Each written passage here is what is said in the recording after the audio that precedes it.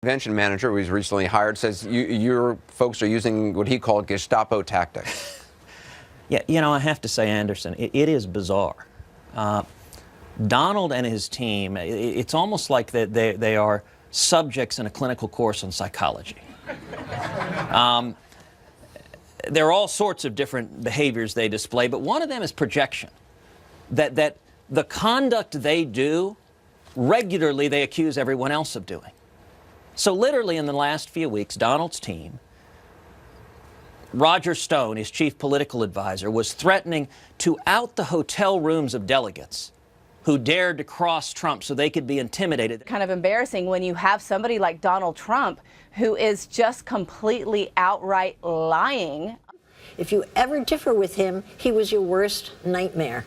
He hasn't changed in the technique he's used from the beginning of time to this day to get notoriety, to play the press, and to be exactly who he is. He hasn't changed a bit. It's remarkable to me. And the downside, or the end side to that, the tail end of it, is you can't count on it. Whatever he's saying, you can bet your life on the fact he will probably not come through. And that's a tremendous characteristic that is sorely needed in a president. I mean, that is mind-boggling. I don't believe you could really listen to anything he says and really believe that he will actually do it. I'm scared to death of a person who's setting that sort of a tone. Some of these women are willing to overlook Trump's comments because they think he's strong on the economy and jobs.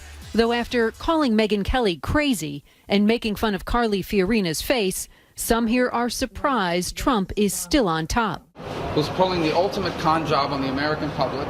This is a guy who claims to stand for the working class, when in fact his entire business career he's been sticking it to working class Americans. This is a guy who claims he's the strongest anti-immigration person in the race, and yet he uses illegal immigrants to build Trump Towers and has imported foreign workers to take away jobs from Americans in my own home state. The last thing we need is a con man as president. The only thing worse than Obama's policies is Donald Trump's policies. You've got a choice between honest socialists on the left, like Bernie Sanders, and lying conservatives on the right. If you are saying he can't do his job because of his race, is that not the definition of racism? I don't think so at all.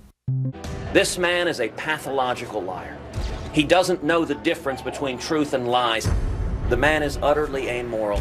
And freedom is the recognition that no single person, no single authority or government has a monopoly on the truth.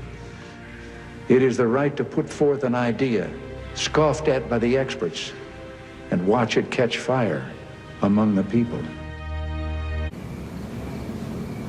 This is about knowing the difference between right and wrong, between the truth and a lie. He took that from you. And if you can't tell the difference, then you can't trust anyone.